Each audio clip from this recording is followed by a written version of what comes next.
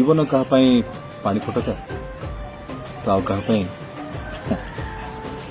नाली चा आमको केत कषा लगे केत भल लगे नाली चा आमको आनंद देवार प्रक्रिया बहुत प्रकार जमीक जीवन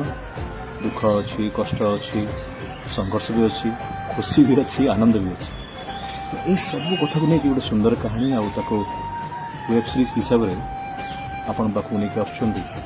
बहुत बढ़िया निर्देशक स्नेहाशीष दास तो मत लगलानी ये मोर प्रथम प्रोजेक्ट सहित कहीं सी बुझामणा था सुंदर भाव सरल भाव माने श्रृंखलार सहित कम टीम बहुत बढ़िया एमती टीम जो टीम काम विश्वास करे आपन को नारी से बहुत भल लगे देखिए निश्चय।